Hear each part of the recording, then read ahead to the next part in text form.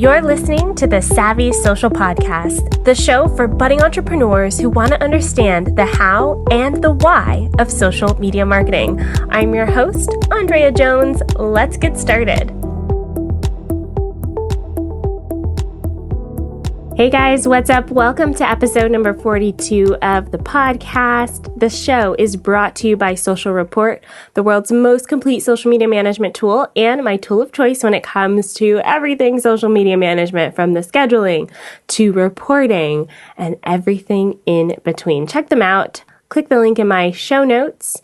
That takes you over to the website. You can get a 30-day free trial, or you can just go to socialreport.com.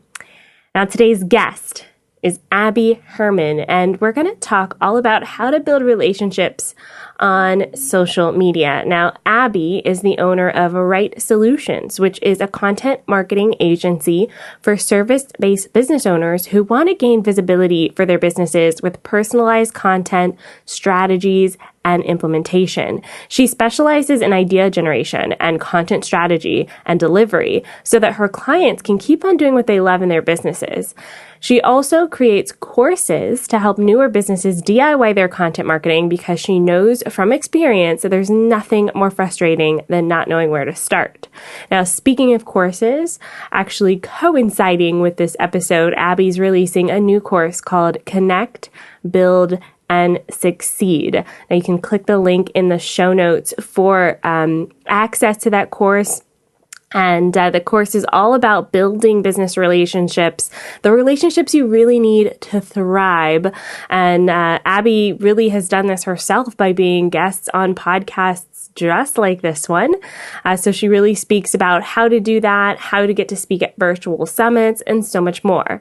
Now, if you opt into the course before April 30th, so that's April 30th, 2019, you also get access to a bonus that I am sending in, which is called The Secret to Getting Paying Clients Through LinkedIn. It's a masterclass that I only offer for situations just like this one. And huge hint, the secret to getting paying clients through LinkedIn is all about relationship building as well. So I think those two things, her course and the free offer bonus that you get when you sign up for the course before April 30th, is all about that. Now, before we dive in, also want to give a shout out to my podcast engineer, editor, Travis, who is doing a lovely, lovely job with the podcast. You can check him out by going to Podcast Buddy. For instance, there's a dog barking partway through this episode, and he's able to get all or most of it out for me. So really great. Happy to work with you, Travis. Had to give you a shout out. All right, I'm done introing this episode. Let's just dive right into it.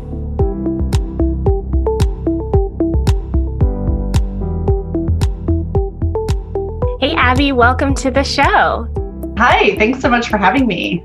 I'm really excited to be here. Yeah, I'm really excited to pick your brain today because, I love just talking about marketing and content marketing and all of that good stuff. But I want to start at the beginning with your business. How did you get started with content marketing? So the short version of the story is that I was actually an elementary school teacher, and I was a single mom and just needed to get a second job just to help make ends meet. And I didn't want to put my daughter into even more daycare than she was already in. So I started just kind of exploring things that I could do from home, landed on the website, my school's website that I was working at the time, and found the company that developed the site. And I approached them about doing some content updates for them, doing some writing for them, and it just kind of grew from there. So that was back in 2007. And then in 2013, I decided to leave my teaching job and run my business full time. Oh, that sounds like it would have been quite a transition to go from, teaching and doing this part-time to doing the content marketing full-time. Can you tell us a little bit about what that transition was like? Oh my gosh, it was such a difficult transition. So prior to teaching, my degree's in public relations, so I did that for about 5 years before I went into teaching. But that was like, almost 20 years before I was coming into this online space. And when I was in college, like the internet as it is now did not exist. Social media didn't really exist. And so, because I was in the early 90s, and so it was a totally new world. Coming from an education background into being a business owner, that was culture shock, big time, because I didn't know how to run a business. I didn't know all of the things that were included in running a business. I mean, like budgets and saving for taxes and all of that. I'm very grateful to have a sister who is a CPA, so she helped me figure out that part of it. But yeah, and then just figuring out how to market my business. When I first started, I was strictly I was finding jobs on websites like Upwork and Guru.com and places like that. So my marketing was, bidding for projects and severely underbidding at that so that I could get the projects. And so discovering Facebook. I mean, I had a Facebook account, but discovering that there were business owners on Facebook and discovering that, people talked to each other and built relationships on social media was hugely eye-opening for me. I had no idea. Yeah. And okay, so let's talk about Facebook, because I know that there's a lot of business owners out there who may be wondering how to leverage Facebook. And I love the strategy that you used with Facebook groups, because I think sometimes we get stuck in Facebook pages and in like this broadcasting mode of like, here's everything that I can do, hoping someone will find that interesting. Yeah. But I like how you used Facebook groups to build connections. So can we talk a little bit about what you call your Facebook trolling strategy? Sure. So through my process of discovering how to run a business online, I hired a business coach who had a Facebook group. And I was like, a Facebook group, like I didn't know what that was. I think this was 2014 at the time. Had no idea what it was. And so I started just, figuring out, well, if she has a group, other people must have groups. So I started finding Facebook groups for business owners, and I literally went in and just kind of did a search. I just, went into the search bar or, went into the URL bar and just searched groups, business owners, women business owners, Facebook groups for business. I mean, just like, pretty generic terms. And I ended up finding several groups, more than several groups. I found a lot of groups, and I got myself into all of the groups, and started just having conversations with people there. I started, if somebody asked a question that was related to copywriting or content marketing, I would answer. If somebody, put a call out for, I need help with this, I need a writer for this, I would go in and raise my hand. And I was somewhat successful doing that, by just talking to people there. I was somewhat successful. But when I really started to build relationships with people, I started talking to people who didn't necessarily need my services. I started talking to people who I thought would be fun to hang out with in real life. When I met a few people in groups who were actually local to me, I'm in Phoenix and I'm in the far West Valley, and I've actually found that we don't have a really good, we just don't have good networking opportunities for online business owners locally. And so I found a few people who lived local to me, and we hung out in real life. And that's where I really started to find success in Facebook groups. Yeah, I love that you took an online platform and translated it to an offline relationship. Mm-hmm. I think that that's a really good thing to highlight, because sometimes we get stuck in the online space and keeping things online, and it's really just that first point of contact with a lot of our relationships. Yes. So you talked a little bit about building relationships, and I want to pause here for a second, because I know that there is some confusion or maybe some trepidation about what that even looks like? Like, what are some of the things that you say initially to someone to build that relationship? So when I'm talking to somebody online, specifically in a Facebook group, usually I'm talking to them because we have something in common. Either we have a similar challenge, or I'm having a challenge that they can help me with, or vice versa. Or, maybe it's something in our personal life that we connect over in a Facebook group. And so basically, I will just say, hey, do you want to hop on a call? Do you want to get on a coffee chat? And I think, when I started doing that, I guess around 2015, 2016 or so, when I started doing that, I think a lot of people thought, oh, she wants to sell me something. I think that was initially the feeling that just in general, not just coming from me, but from anybody. They don't want to get on a call because they don't want to be sold to.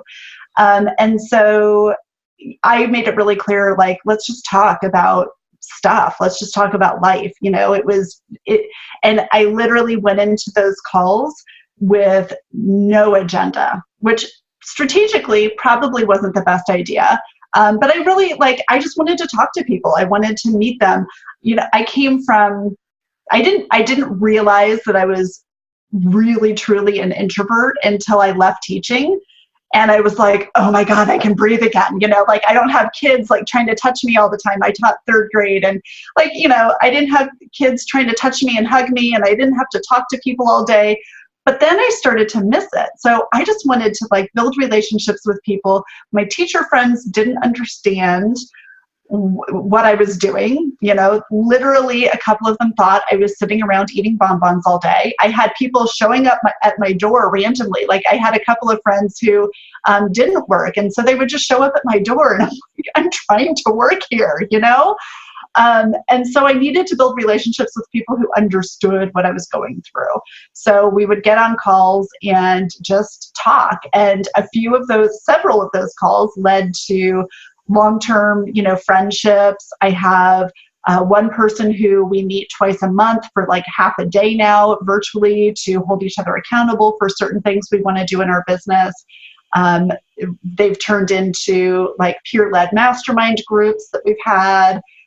They've led to clients. A lot of them have led to clients too. So just, letting nature take its course, they've led to clients with no real agenda. And some of them I've hired them or bought their book or whatever, because we were able to connect online.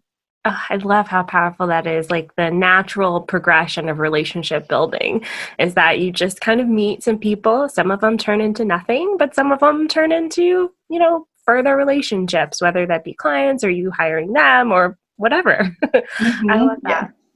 So can we talk a little bit about these coffee chats? Because I love this concept. And I think that as an introvert, it can be a little bit challenging. I'm an introvert as well. So when you're talking about, being in your own space, not having people touch you, I was like, oh my gosh, I totally relate to that. I'm all for that. I love my quiet space. Even working in a co-working space is a challenge for me. But I love the coffee chats and conversations like these, like you and I are having, because it feels like a really intentional way to connect with someone. But sometimes I get on these coffee chats and I don't know what to say. So do you have one or two things you can suggest to us for starting that initial conversation with someone? So I have a calendar dedicated, an Acuity calendar dedicated to coffee chats. And in that, I ask people I want to know what their website is so that I could go, check them out ahead of time. So I always do a little bit of research and just see who they are and what they do to see if I can make a personal connection. I have a question on the form that asks what they want to talk about, so they can tell me if they have questions for me or, sometimes I forget between the time that I say, hey, let's get on a call, and then we actually have the call. So sometimes I'll forget what it was that we connected about. And so usually they'll put down where it is we connected and what they want to talk about. So, or how we connected. So I find that that's really helpful. And then once I get on the call, I have a few questions in mind based on what I've read on their website. I usually try to figure out ahead of time, where are they from? Can I make a connection to that?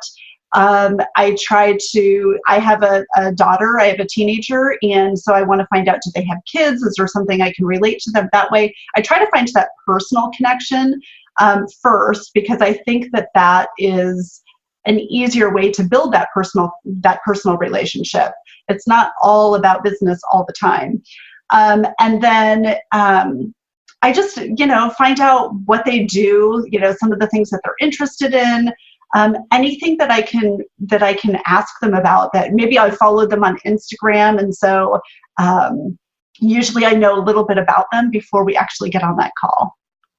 Yeah, I think that's very important thing to kind of highlight as well, is that you're doing your homework. You're taking notes, you're setting yourself up for success in that way. And I know you said you didn't really have a strategy, but I think that is a strategy. I mean, it seems to have worked for you. Yeah, usually the people who I connect with are that's not strategic at all. That is just, well, I should say probably 75% of that is not strategy. It's me thinking, this person sounds like they're a lot of fun. I want to get to know them. There are a few people who I deliberately try to connect with online just because of their community, who they surround themselves with. I want to be a part of that too. So I am a little strategic there, but for the most part, it's just, I want to talk to people and build friendships. Yeah, I think that's so important. And especially for our introverted listeners, because I know we have quite a few out there, and I'm an introvert myself, and I don't like surprise conversations. I like talking to people, but not without preparation. So this kind of allows for that preparation, and then I can relax a little bit and enjoy it. But I don't like when people like surprise call or text or anything like that. I'm like, I wasn't prepared for this. Yeah, exactly. So how has your strategy with Facebook or with social media changed as you started building out your business and getting more of those higher paying clients and that sort of thing? What are some of the things that are working for you now when it comes to anything related to Facebook or just social media in general? So a couple of things. So one, you asked me about Facebook group trolling earlier. And one of the things I did when I got into a lot of different Facebook groups, I started to realize as I grew as a business owner and as my business grew, some of those groups were not ideal for me, either because I didn't like the content that was being shared. I didn't really resonate with the people in the group. Whether, at one point I decided, okay, if my ideal client is not in this group, I'm not going to be in this group. I'm spending too much time in groups and, doing all the Facebook scrolling. So I actually created a spreadsheet to help me decide which groups I should stay in and which groups I should leave. And the spreadsheet was kind of elaborate, and I basically listed all of the groups that I was in. It's a lot. And then I figured out, okay, who are the common people? Like who is in multiple groups that I'm in? And then I started to remove myself from groups if it was the same people over and over again, and it often was. And then I also decided, okay, who is the person who is managing the group? Who's the owner of the group? And how active are they in the group? And if the owner of the group was not active, then I left because they didn't have skin in the game, so I didn't need to be in that group. And then there were some other factors too that I included. There was one group I left that the owner of the group was extremely active, but also extremely negative. So I took myself out of that. And then I started thinking about, okay, where is my ideal person that I want to work with? And I started to join groups where he or she was. And several times that turned into, it's a paid group. So I started doing the whole, pay to play. I started joining groups that were part of a larger program, or it was a mastermind that had a paid option to it, or it was a smaller group that had more active members in it. So I started getting a little more strategic about which groups I was in. So that's kind of what I did on Facebook. And then on Instagram, one of the things I did was I started a conversation with a photographer who I just thought I loved her stories. So I sent her a direct message and said, oh my God, like she would take photos of food and, she did weddings too. And she just was really fun and upbeat in her stories. So I sent her a message and we started a conversation. And then one day she sent me a direct message that was a video. And I was like, oh my God, I didn't know you could do this. So I started a lot of the time when I was interacting with people in direct messages, I was sending them videos. And I had, I got to introduce that just like she introduced me to videos. I got to introduce a lot of people to the video because of that, like we were talking before we started recording, we were talking about looking at each other while we talk. It is so important. We're so stuck behind our computer screens all the time that we don't take the time to actually look at people. We send Slack messages, we send emails, instant messages on Facebook, but we don't actually look at each other. So that was huge for me. I had, from that, I've had people hire me. I had a couple people hire me because they were like, I can't believe you responded to me in a video. And now they have the audio piece too, that allows you to send a longer message. So I do that often also. That's just been huge. I love that. Adding a personal touch to something that can feel very automatic, very, Yes. very important. And I just talked about this recently with Tara McMullen over at What Works in that community, because it's something that I think is going to be key going forward in 2019 and into 2020 when we're all so digital. How as business owners can we stand out from all of these digital, almost impersonal feeling interactions? And so you're already doing that by adding in that video element, which showcases your personality and your professionalism as a business owner, but still using social media. I absolutely love that. Yeah, honestly, part of it was I don't like to type on my phone. It's so much easier to just shoot a video. And honestly, your video is going to one person and that's it. So I know everything you do online is open to, anybody being able to access it, but you're not putting yourself out there. If doing Instagram stories is hard for you because you don't want to put yourself on camera, direct messaging like that with a trusted friend is a great way to build up some of the confidence to be able to do that. Yeah, for sure. I absolutely love that. Thank you so much for sharing all of these wonderful nuggets with us today. I feel like we've got a lot of takeaways. So you're working on a program coming up. Can you tell us a little bit about that? Yeah, it's all about learning how to build relationships online. So I do, my one-to-one work is content marketing, and I help business owners create the content and the strategy that they need. But the element that's missing is the relationships, because you can't just put out content and expect people to flock to you. It's not going to happen. You have to actually put yourself out there yourself. You need to build the relationships with people online. So it's all about how to do that in a way that is very strategic, but that feels good, that works for you and your introverted self or your extroverted self, whatever you happen to be. Because there's a lot of ways that you can interact with people online and build relationships. And it doesn't have to all be online. It can be in person too.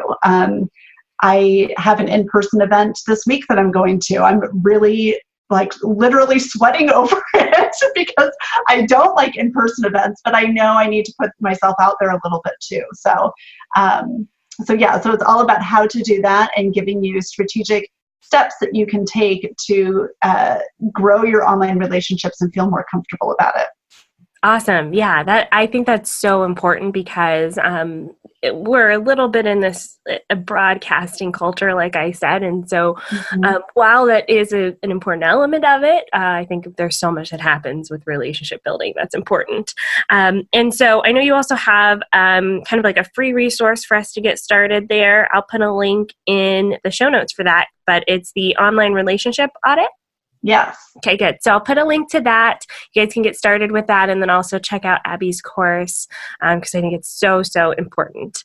Thanks, Abby. Where else can we find you online? How do we connect with you? You can find me on my website, abbymherman.com, and that has links to all of my social media. I'm most active on Instagram at abbymherman. Awesome. Fantastic. So we'll have those links in the show notes. Thanks so much for joining us today, Abby. It's been great. Yeah, thank you for having me. Thanks so much for listening to this episode of the Savvy Social Podcast. For links and everything we talked about, please check out the show notes by visiting savvysocialpodcast.com. And don't be afraid to continue the conversation. I'd love to have you inside of the Facebook group. You can search for us on Facebook or simply go to savvysocialcrew.com. See you there. Bye for now.